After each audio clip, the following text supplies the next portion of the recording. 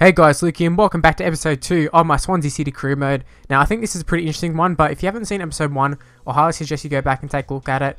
Basically it just goes over, a bit of an introduction to the side, as well as a few important transfers, including 2 new strikers that we brought in, and sort of just goes over what sort of style we're going to be playing in. Basically it's just an introduction, so make sure you go and watch that if you haven't seen it. And you can see right here, the first bit of business we showed in the episode was there was an offer for Michu, who we've got up for transfer. He's on the transfer list, and it's by Everton. We asked for a little bit more, maybe a little bit too much, and Sigurdsson was the second person to have an offer. And Britain, someone who I don't have any plans on using, is quite old, and we got better players. He's way down the line. He got a pretty good offer. I can't remember who it was actually from, but he had a pretty solid offer, and we asked for more. And we're just going to hope that he's, they're going to cave in and accept the response that we had, and hopefully I think it was like 5 million or so. Now, there's another one we have on transfer list. Want to get rid of him ASAP. Just no use for him at all. I mean, in previous FIFAs he was quite quick, but I don't really care at this stage. I feel his dribbling and that isn't there, and I think that's pretty important on this one. See there, Britain, they decided to match it for 5 million and more offers for Sigurdsson, but I just have no intentions of selling Sigurdsson. But you see here, Britain, the idiot, has declined the contract. He doesn't want to move. He doesn't want to relocate. And I'm just thinking, mate, I swear to God, if you come through and say, oh, you want more game time, or you aren't happy with game time and you want to leave later on down the track, I'm going to be so annoyed, because that was the perfect opportunity. Now, we did a little bit of training there, and I actually played as the goalkeeper by accident. And you saw there Montero, he actually came to us and said he was like a little bit worried for some reason, which I was perplexed as to why. I can't say why, because I have no intentions of getting rid of Montero or replacing him or whatever. Just yeah, if he's fit, he'll be in the side. Now, obviously, you're very well aware that we're targeting centre backs, we're targeting strikers. Already got our strikers and wingers. They're the positions that we want to strengthen. Everywhere else, I'm pretty happy with. And you see here, we're going after Ruben Vezo from Valencia, and he's a squad rotation player, and they want 6.5. And I'm just not sure. It's not that. I mean, 6.5 is a pretty good fee. It's just a matter of we haven't got a lot of cash to work with at this stage, especially. We brought in Gabriel as a striker for, I think it was like 6 million or something along the lines of that, and that really damaged our funds. We're just gonna have to be looking at bringing in people on loan and that sort of stuff, probably maybe with loans with future buyout clauses or whatever, after like a 2-year loan or something. That's what we try to do with Vezo. Also Zuccolini as well. But you can see here, very first game taking on Chelsea. Interesting transfer was Jerome Boateng moving to Chelsea, so that is a huge transfer, but it is the first game of the season. It gives us a chance to take a look at some of our signings, that being Correa up front there. Still playing that lone striker. I'm not really sure exactly how that's going to work out there. I think we're playing the lone striker. No, we're not. We're playing 2 strikers. We've got Correa and we've got Gomez up front. We've gone pretty well so far. Taking on Chelsea, obviously, they're maybe in real life not doing too well, but I mean in real life, obviously, like I said, not going very well, but on the game, very, very good side, and I expect them to be right up there at the end of the season, to be totally honest with you. Right here, we end up giving away a penalty. Now, up to this point, I haven't played too many games, and I can't debate that wasn't a penalty, because obviously it was a penalty, but I wasn't controlling the player, and it was a little bit annoying, but at the same time, it is what it is, and just had to move on with it. Diego Costa slotted home the penalty. You can see there, Oscar taking a long-range shot, and I've noticed there's a lot of long-range shots in this, and I'm not really sure exactly how many highlights are going to be in all these games for the whole season, because, quite frankly, it's not like a open free-flowing game most of the time. I think it depends on your formation, that sort of stuff, and right now I'm not really sure what sort of formation that we're going to be using here. But our left back, he was a signing. Obviously, I didn't make the signing, but Swansea made a signing in real life. I think it's Tabanu or something like that. We'll see it in a second, but he actually got a red card. Is Tabanu, and that really threw a spanner in the works there. We had to sort of rotate the squad around, try and figure out what we want to do. We're playing a 4-4-2, and we decided taking off Gomez was the best option. And obviously, you see right there, I keep saying obviously, apologies for that, but yeah, they had a free kick as a result from that red card, and it really nearly resulted in great chance for them, or they nearly scored is what I'm trying to say. It was a great save by our keeper, and then you see John Joe Shelby levels it for us, or so we thought. Oh, actually, I didn't really think that at all. It's a dead giveaway. If you're looking top left hand corner, the the scoreline never changes, and that was the last chance we had. It was a 1-0 loss to Chelsea. Was I disappointed? Of course I was disappointed to lose, but I mean, Chelsea are a very, very good side. It is our first game. We're on legendary difficulty. I didn't really know what to expect. We played pretty well against some minnow sort of sides from like Mexico and countries like that. When we finally came up against a good side in Porto, this is in the preseason I'm talking about, we struggled massively. So yeah, I wasn't exactly sure what to expect from Chelsea. Obviously I knew they'd be good, I just wasn't sure how good, and you know, they were pretty good. We had our chances though, so we definitely had opportunities to get a result out of that game. It just didn't really work out. Now there was an offer made for a centre back. I forget exactly what his name is, but we'll see it in a second. And so Zuccolini, someone we're targeting. I mentioned him before, and you know, we wanted to go for 4 million. We're trying to lowball some of these sides pretty much. He's a sporadic first team player, so they can afford to let him go. And this is centre back I was talking about. It is Cabral. Now I was looking at getting rid of I think his name's Fernandez. He's the centre back for Swansea. He's about 80 or so rated. Rating wise, he's pretty good, but I know speed isn't exactly the most important thing on this, but he is very, very slow.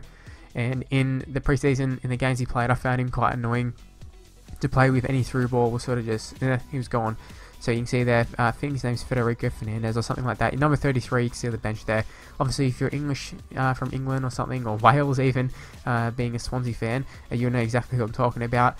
But yeah, you can see we're playing Jordi Gomez at centre back over him, and I think he's a better option in my opinion. Just a lot more mobile, which is just what we need. I know I'm not a huge pace haul. Obviously, Swansea aren't a fast side by any means. I mean, Correa on the ball, he is quite quick, but I mean, when you get to the midfield, Sigurdsson, Key, Shelby, I mean, even AU's not very fast. You know, the fullbacks aren't very fast. It's not a very fast side apart from now Correa and, you know, Nathan Dyer, who we record from loan. So yeah, we don't rely on it. But the man we're talking about replacing centre back Amat, he ends up, it's actually Ashley Williams, the captain, who wins the penalty there.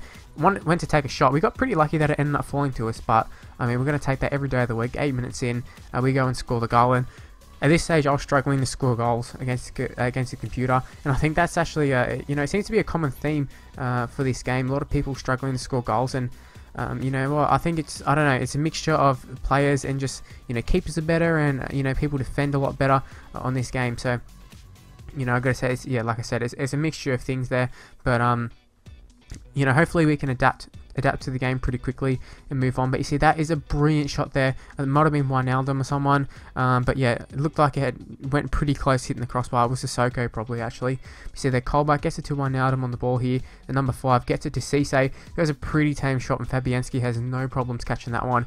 And we go to the halftime break with a 1-0 lead just from that penalty. It was a lucky penalty, but you know, we created some pretty nice chances leading up to that. So pretty happy with the first half, and hopefully we can just go on with it. It is a home game, so we've got to take advantage of those home games, in my opinion. And Newcastle, I think they're actually a pretty decent side on the game, but right here we should bury it. Sigurdsson's shot is saved by Krul, and at that stage I was like, oh shit, man, how am I ever going to score in this game? I can't even finish that one. I'm not sure if the problem was that I did a finesse shot or if I should have just powered it, but you know, it's pretty poor decision making in the end there by me. I mean, leading up to it was great, but should have finished that one. Now right here, Newcastle, they had a bit of a break, and it's slowed down here, but Griffon gets it to Torven, I think his name is, or Thorven, it's one of those two, the French guy. Sorry for the pronunciations, I think it's Torven, but we end up giving away a penalty. Sigurdsson, the number 23, takes him down, and it was a clear-cut penalty. A little bit disappointing. We just ran into him pretty much. We didn't press tackle, nothing. It just ran straight into him. But yeah, they got one back on us with the penalty, so it's 1-1, both off penalties. Now Andre Ayew, he takes it inside, and maybe if he had a little bit more pace, he'd be like a perfect sort of player, but he just lacked the pace. It's a little bit frustrating at times, but he did with the penalty. Sigurdsson put the shot over the goal. So that's how it ends, 1-1. And I can't say I'm super disappointed, but you can see there the shots. Newcastle were all over us. Pretty much towards the back end. They put a lot of pressure on us, got a lot of people moving forward, and you know, they really put, like I said, a lot of pressure on us, and you know, we sort of crumbled on it, obviously, because they ended up scoring a goal. Obviously gave away a penalty. Now Michi, we didn't actually sell him in the last episode, and we saw Everton put in offers, and I can't remember if they've either rejected it or, you know, what exactly is the go there, but we ended up just accepting an offer from Southampton for 2.9 because, you know, no one was accepting our offers to try and match his value and that sort of stuff. And you can see there he left for Southampton, as well as Zuccolini. We do have the option to accept him, and then Cabral, we're putting in more offers for him.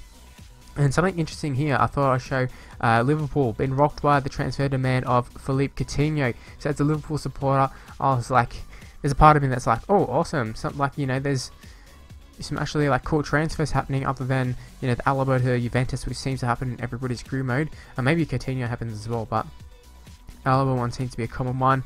But yeah, I was just like, Coutinho making a big move. I mean, it's not super unrealistic. I mean, obviously it hasn't happened yet, and hopefully it doesn't happen for a long time, being a Liverpool supporter, if at all.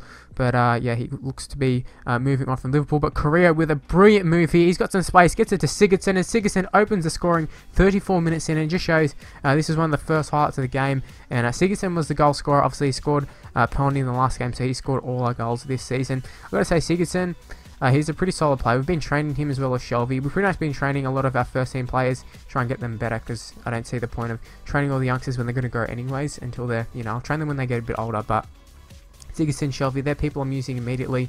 And I've got to say, I like dribbling and that sort of stuff, and not the greatest between the two of them. And obviously, they're not the fastest either. And once again, apologies for saying obviously all the time, but just the word that I've chosen to use at this stage.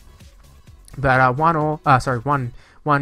It was pretty early on, and see that there was like barely any highlights, and I mean we jumped already into the 75th minute or so, which sees Sunderland on the attack there, and Rodwell take the shot, and it's saved by Fabianski, and what a brilliant save that was. So you can see they're piling on the pressure. This is where the highlights are probably going to start, because Sunderland were really going for it while we were sort of just conserving, trying to hold on to the lead, which hopefully is what we can do here. But it's going to fall to Sunderland here, and Lenz gets it into the centre back for them, but we're going to have a poor clearance. It falls back to Yedlin, and he buries that goal, or buries that shot into the top left corner.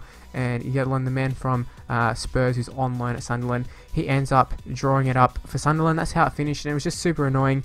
I can't explain it. I mean, obviously, once again, sorry, you can see that we're not getting many shots on goal or anything, but I feel that's because I'm not taking shots from, you know, outside the box or anything like the computer seems to be doing. They just take random shots here and there, and you know, I'm looking to sort of pass it into the goal rather than just go for it, which could be a little bit frustrating for viewers, but it's just the style I'm playing at the moment, and hopefully it all changes. And you can see here we have a few offers accepted there. Cabral, we had an offer for him. He rejected the first one. Philippe Santana as well as another one we're looking at, but Cabral, I think he's the man we want to get, so we're obviously going to accept the offer. Just he's going to accept it. $45,000 contract, probably a little bit too much, but and the transfer wasn't a huge one, so you know, I want to keep them sort of semi-realistic, these transfers. I mean, I know it's very hard on FIFA because people's values are, you know, completely different to what they probably are in real life, but I think he'd probably be someone who, if he signed for Swansea in real life, people wouldn't bat an eyelid to it. Just like a pretty standard one, but I think we might have overpaid for him, but hopefully down the line he'll prove to us that, you know, he's got pretty good value and we've made the right move. That's where the video is going to end. Hopefully you did enjoy it. If you did, please leave a like, subscribe to my channel, follow me on Twitter at Mr. Luke YT, Facebook page in the description below, and I'll see you for my next video. Bye guys.